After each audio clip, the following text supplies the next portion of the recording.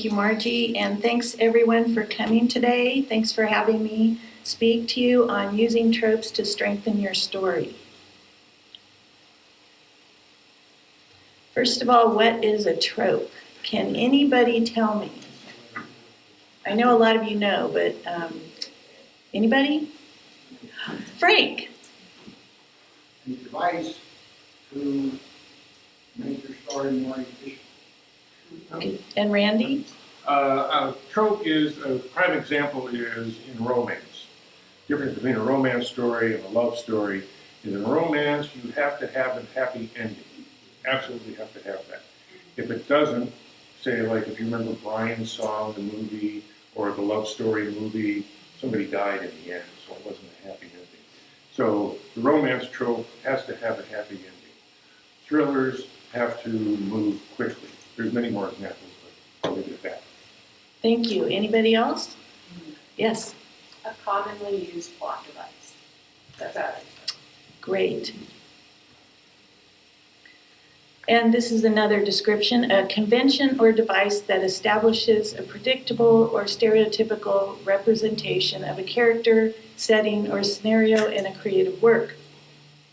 And this sounds very trite and cliched, and we will talk about that later. Why use tropes? Tropes are important to establish genre so you don't disappoint the reader. What are some examples of tropes? And Randy mentioned a few. Let me ask the audience if you can come up with a few more examples. Anybody? Yes, Rebecca. Well, using romance again, the wounded warrior with the scar that thinks he's so disfigured he'd never be loved. Perfect. Now we've reversed Beauty and that. the Beast. Female, injured, disfigured, thinking she could never be loved. Yes, great. Yes. A prostitute with a heart of gold. Excellent. Anybody else? All right. So romance, some common ones are enemies to lovers, friends to lovers, forced proximity, shared bed, mystery, locked room, the great detective, think Sherlock or Poirot, cozy mystery, amateur sleuth, sidekick, detective butts heads with amateur sleuth. In a thriller, isolated setting, unreliable narrator, ticking time bomb. Sci-fi, faster than light travel, sentient aliens, robots, utopia or dystopia, battles in space or on planets. And fantasy, the chosen one, dark lords, magical mentors, quest to destroy evil. And again, these are just some examples. Beware the trope trap.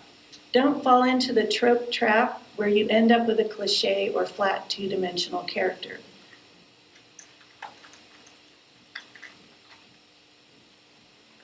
And how to avoid the trope trap, turn the trope on its head.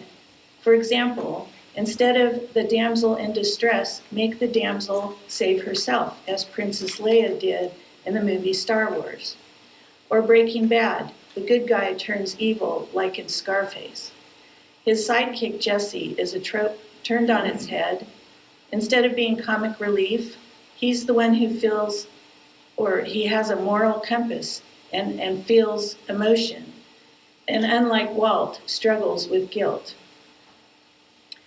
Add depth to your characters by exploring what makes them tick. What secrets do they have? What was their childhood like? Develop a backstory. So I'm sure you all know when you're developing your antagonist, you really want to make him someone that is a human being, someone your reader actually can feel sorry for sometimes, but is interested in, and it's just not a two-dimensional bad guy. There are some redeeming qualities, and you need to find out what those are. And then exploring their childhood might give them the reasons why they do the deeds that they do. So one way of turning tropes on the head an example is Shrek. The hero is a trope that was used, but instead of a brave prince, the hero is a maligned ogre, Shrek, just like Rebecca, you were pointing out. The damsel in distress, Princess Fiona, is a damsel who can kick some serious ass, breaking the trope of the helpless princess. Good versus evil reversal. The movie flipped standard archetypes, making typical bad guys, the wolf, Puss in Boots, good, while the typical good guys, Prince Charming, Fairy Godmother, are portrayed as villains. Happily ever after. Rather than turning into a human to live happily ever after, Fiona remains in her ogre form, embracing her true self.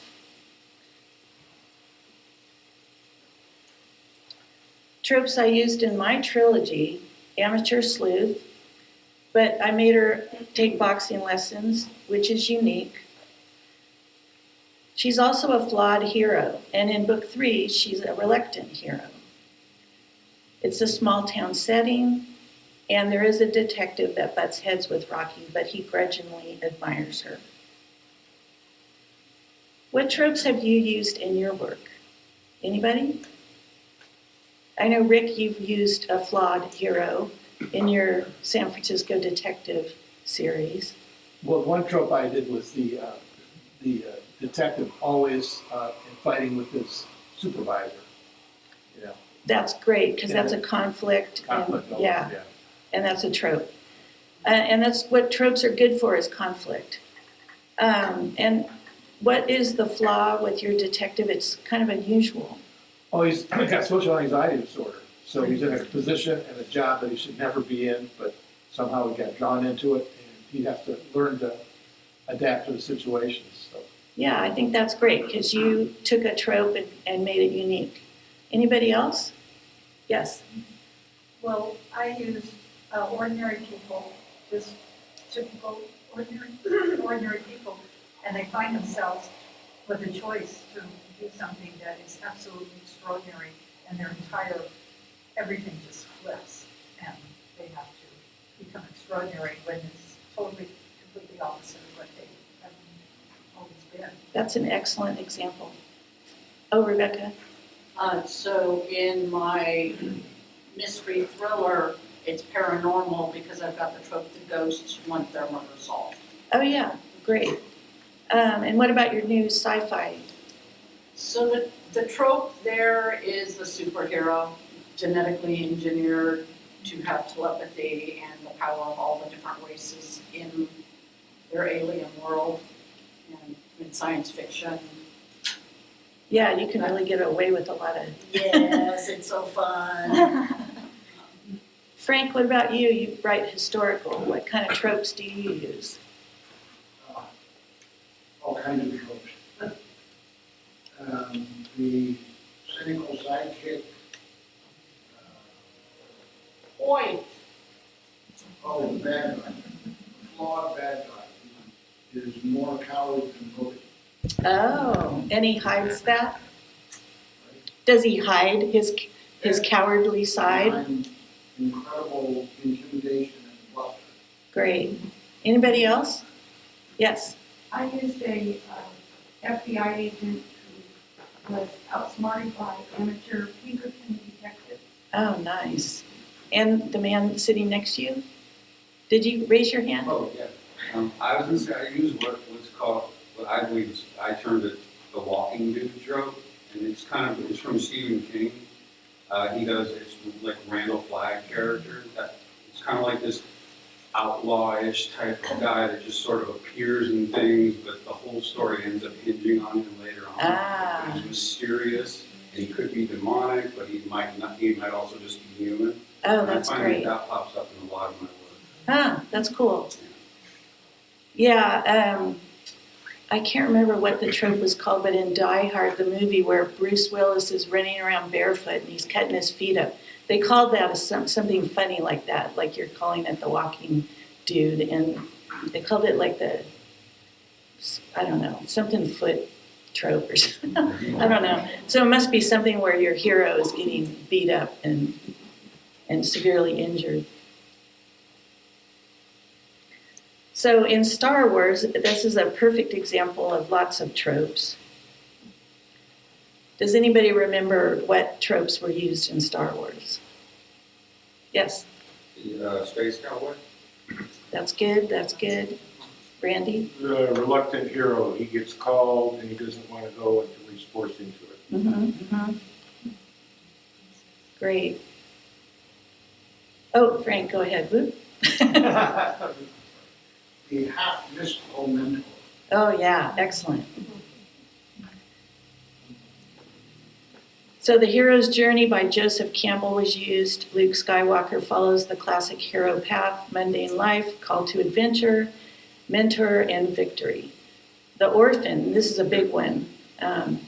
Luke Skywalker thinks his father is dead. The orphan is used in a lot of classic stories and movies. The chosen one, we mentioned that earlier. Anakin Skywalker and later Rey is destined to bring balance to the Force. Wise mentor, Obi-Wan Kenobi and Yoda fit the archetype of the sage mentor guiding the hero. Family drama, Skywalker saga. Secrets, betrayals, and redemption within the Skywalker family. Redemption arc, villains or misguided characters, most notably Darth Vader, finding redemption. Princess in distress leader, Leia subverts the damsel trope by leading her own rescue and acting as a rebel leader. Can you name movies that use the orphan trope? Perfect. That's number one on the list. Yes. Batman Begins. Say it again. Batman Begins. Yes. Yes. Very good. Oliver, Heidi, yeah. Anna Green Gables. Yep. Lots, and yeah, Harry Potter, lots of Disney movies especially. And this is one of the reasons why tropes are so powerful. And they're not, yes, they can be two-dimensional and cliche, but the point is you want to make them interesting so that the reader is drawn to the page and feels for those characters. So the orphan is one of those ways to really get readers to follow your character. Annie, Oliver Twist, as you mentioned, Hugo, an orphan surviving in a train station, Bambi, Tarzan, Cinderella, Harry Potter, as you mentioned, Batman, Superman, Spider-Man, and Star Wars. And I do that in my trilogy too. I have Rocky's mom passed away or by suicide, unfortunately, when Rocky was 10, and it sounds sad, but I actually make her mother more of an inspiration for her throughout the books.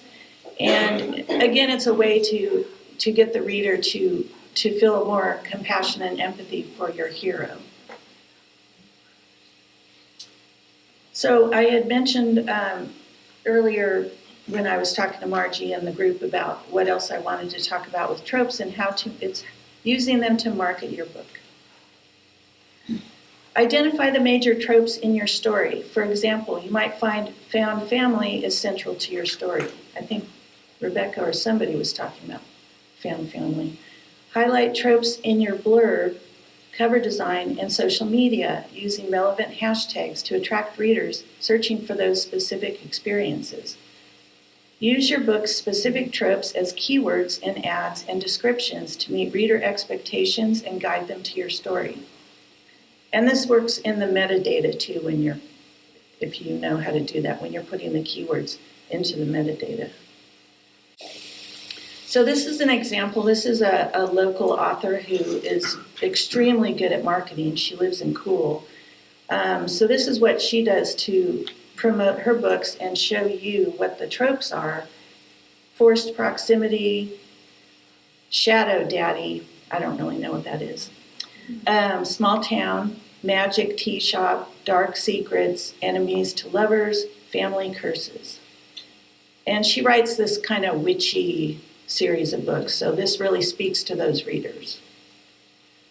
Again, family secrets, forced proximity, friends to lovers, small town, dark academia, love triangle. Witchy main character, small town setting, Will They, Won't They, Slow Burn, Second Chance Romance, Magic Bakery.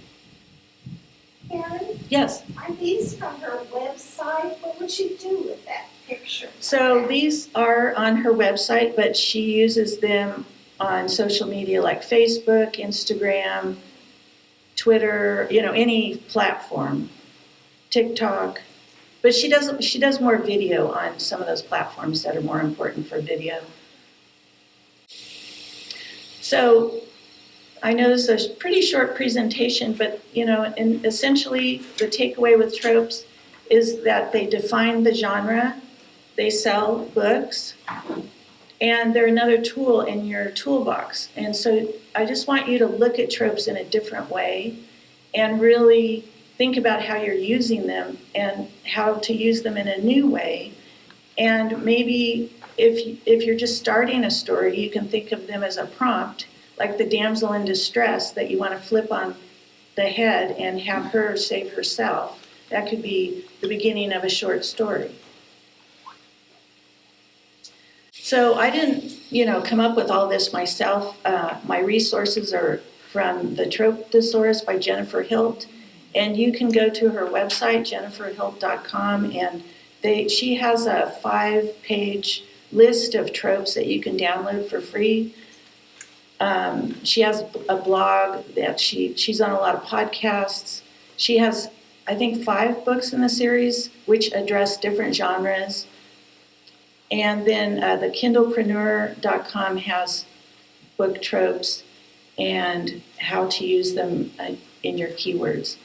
And I can send this to Margie or, the PowerPoint to send out to the membership if you want to refer to it later. Okay.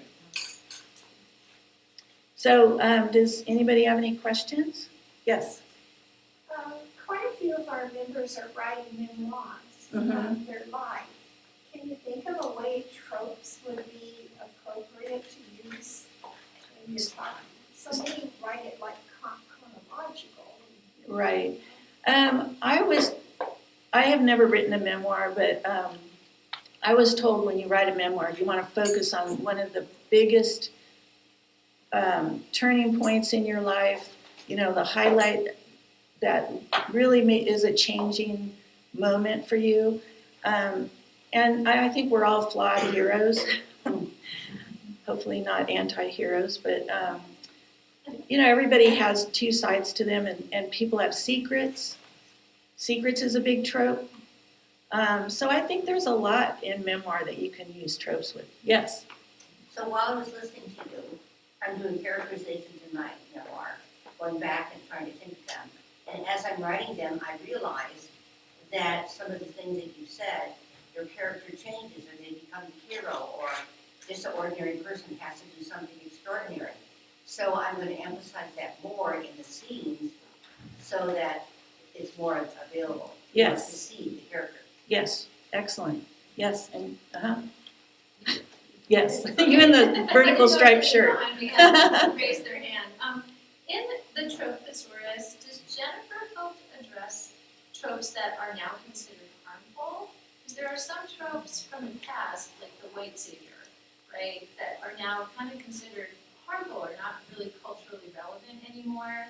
There's definitely a backlash against To Kill a Mockingbird, for example, because that one character is kind of a white savior, and we're kind of moving away from that. Does she address that at all? That's an excellent question, and I honestly do not know the answer to it.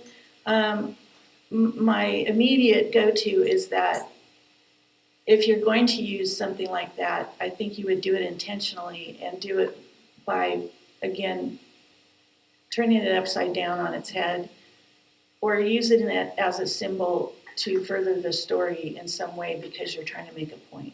But that's just my own opinion. Anybody else?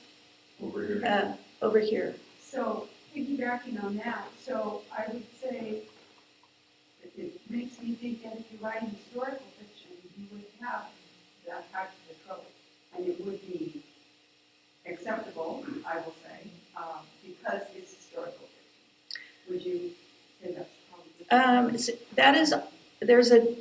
I've been in this debate before where if you're writing historical fiction, can you use derogatory terminology? That was acceptable, if you will, in the day.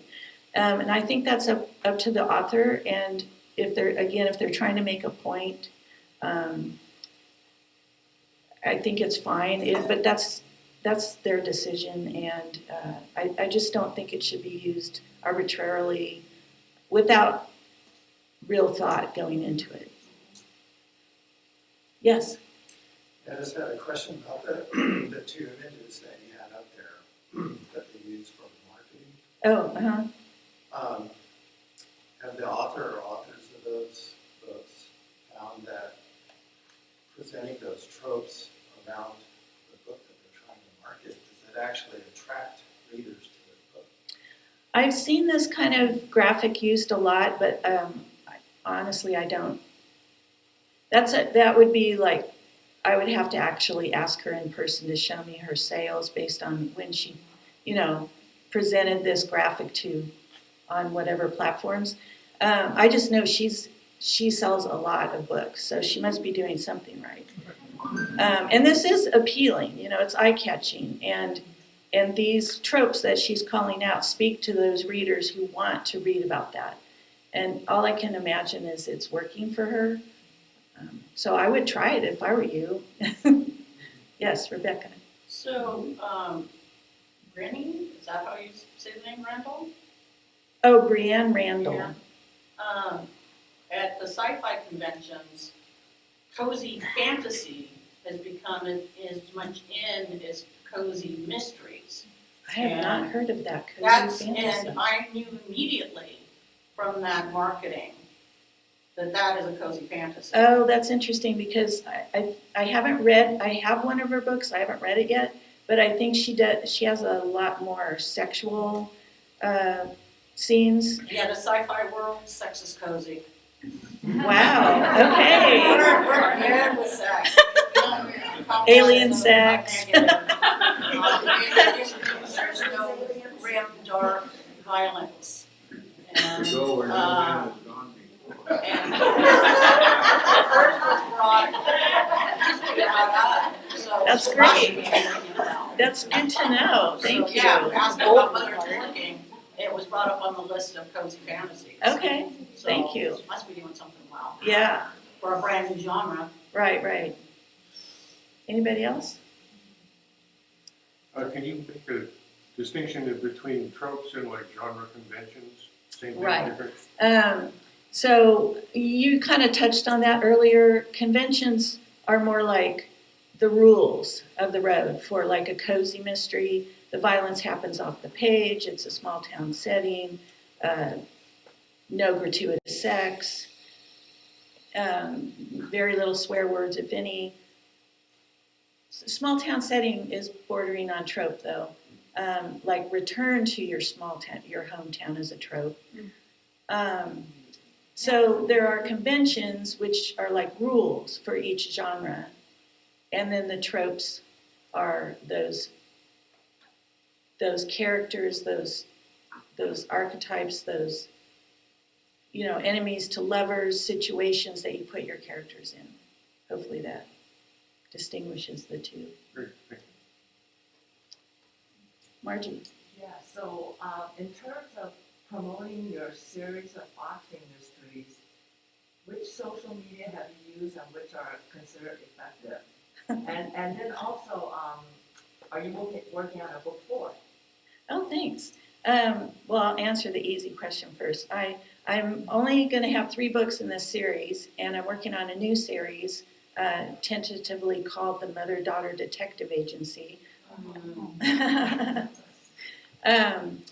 And as far as marketing, I did actually get a BookBub featured deal recently, and that's really hard to get, but it costs a lot of money, and so I almost paid for it from sales, but I had to discount my book to 99 cents, and then I tried to promote on a bunch of other platforms to augment the sale. So prior to that, I did a Goodreads giveaway, and I gave away 50 ebooks, but I had almost 1,000 people requesting it on Goodreads. So that brings you up in the want to read rankings. And so that was effective. And I've done some written word media promotions. There's a lot of platforms out there that I've tried. I've tried ads on Twitter. I've tried boosting my Facebook posts and my Instagram posts. And it's just a matter of throwing the spaghetti on the wall, you know. So, and it all costs money. So keep track and see what works for you. Any other questions, Rebecca? Yeah, when you're formatting or putting together something that you're gonna spend money on in advertising, how heavily do you work in the tropes in that ad, in that marketing that you do? So I did do this little swirly arrow graphic thing that Brianne Randall does to experiment and call out the tropes in my books. And my sales were, it kind of depend on the platform. Like if I was boosting a Facebook post with this swirly arrow trope thing, I did get some sales. But to do that, I think it was like $22 a day. Well, you decide how much you want to pay and what your ceiling is going to be. So I did see some sales. But, you know, it's kind of like driving by a billboard. You have to drive by like 10 times before the message really resonates or that you really read it. So I just started this once I, started really marketing my books once I got number 3 out. So I'm still new at it, and I'm still finding out what works. Anybody else? Margie again. Did you have an audiobook done, and how is that doing? Yeah, Dina Karamatis, has she been here to speak before? No? She's a local voice actor, and she narrated my first book, and it's doing okay. Like there was residual sales from the BookBub feature deal. So I sold some audiobooks based on that, and I didn't discount the audiobook, but I've been told that your audiobook sales won't improve until you get all 3 or all of your series in audio. And to hire a voice actor is a lot of money. I think I spent almost $2,000 because it's like, the going rate on Audible or ACX is $250 a finished hour. So it really adds up. And my book is like 250 pages, so it's not like a long book. But I don't want to use AI. I just don't want to use a robotic voice. Yeah. So I'd rather pay, a live person to do it, and I just need to save some money before I do the second and third one. But yeah, that's when you're supposed to see more sales, when you get them all done. And do it with the same person. So I need to do it before she moves away or something. Anybody else? Can we turn the page? Your books are about boxing. How did you go about researching? Oh, you meant not the slide. Turn the page. Not tropes, but research. How did you go about researching such an odd subject for a woman to write about? Yeah, so I just kept driving by this gym, and I saw this sign about boxing lessons, and at the same time, Jewel, the country singer, was taking boxing lessons. And I thought, if she can do it, I can do it. It was just kind of one of those out of the box, pardon the pun, opportunities that I just thought I should take advantage of. And it was scary at first, but it's just such a great workout. I would suggest everybody try it if you're at least curious. It's just really fun. And you don't have to hit anybody in the face. In fact, my boxing coach, I mean, if you really want to, there's plenty of opportunity. Yeah, my boxing coach always tried to get me to spar with other clients, and even himself, he would have me just hit me in the face, and I could not do it. I don't know what was up with that, but so you just hit targets, but it's just a great workout, and so I thought I'll make my amateur sleuth take boxing lessons like I do, because that's different from, an amateur sleuth who owns a bakery or works at a library or owns a bookstore. Even though I realized the readership for a boxing amateur sleuth is probably a lot smaller, but that's just what I wanted to do. So, thanks. Anybody else? Rebecca? Well, Frank was gonna ask, but I guess I will. Don't you also work on book covers? And I'm assuming that you do not use AI on those either. Right. Yes, I am a book cover designer. I spoke to the group a while ago. I can't remember if it was last year or the year before on book cover design. 2024. Oh, that long ago. Okay. Mary. I did Mary's cover, but she provided the art, I have to say. It's a very beautiful abstract piece of art. Thanks for coming, Mary. Oh, yeah. Oh, and Susan's book, yeah.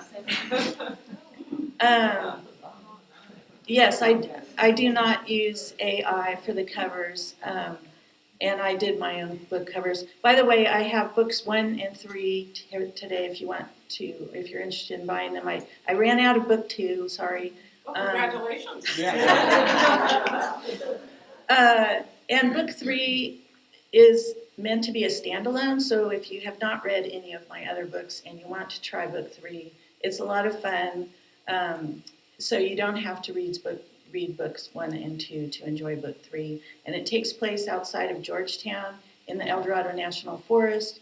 And my amateur sleuth goes camping because her sister's new boyfriend has a Bigfoot podcast, and he learns about a Bigfoot sighting, and they go and they discover something completely different. But it's a lot of fun, and there's a happy ending.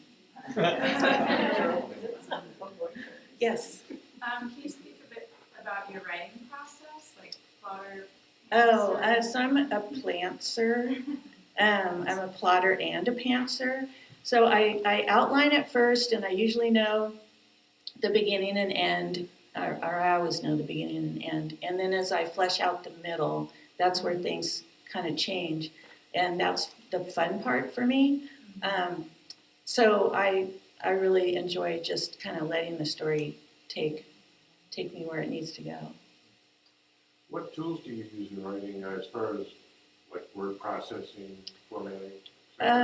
So a lot of times I'll handwrite, but I mostly use Scrivener, and I really enjoy Scrivener. So, yeah. Or like Rick has a notebook. I take a notebook and I'm always jotting something down. Well, a lot of people have notebooks, I see. Anybody else? Margie? So where did you get your inspiration for your mother-daughter detective agency? I wrote a short story a long time ago for a capital crimes anthology, and it took place in Sacramento. And I can't honestly remember where I got the inspiration, but it's a divorced mother with a 13-year-old daughter, and the ex-husband is very involved because they share custody. He's a detective, and she has a newspaper reporter friend, and they discover she's a private eye, and the newspaper reporter, they're both in a coffee shop and they're complaining about there's nothing going on, there's no murders, and and then all of a sudden he gets a call. There's a dead body, so that starts the story, and the daughter wants to get involved, and that's a lot of conflict. She wants to help, but of course that's You just brought up another common trope, which is the detective who has a teenage daughter. Yeah. Yes. Karen, how did you learn about tropes? Because I've taken a number of webinars and seminars and conferences and lectures, and this is my first time hearing someone speak about tropes. Yeah, thanks for that question. So I just kept hearing about tropes and how important they are for cozy mystery, because I mostly write cozy, but it's a blend. It's not solid, you know, I don't follow all the rules 100%, but I generally do. And so I needed to learn about the tropes about cozy mysteries. And so that's where I really started delving into it. Yes? So I have a lot of animals in my stories, and so and I haven't heard anything about a trope being not human or a non-human type of. No, that's a good point. I didn't list all the examples of tropes because there's just so many, but animals are definitely a trope, especially if the animal talks.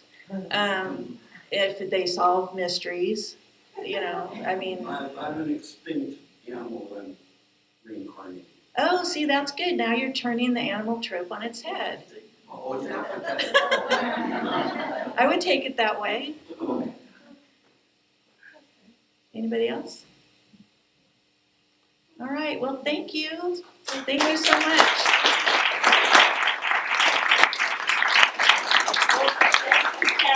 A. Phillips, and please check out her books on the back table there and have her sign them for you. And we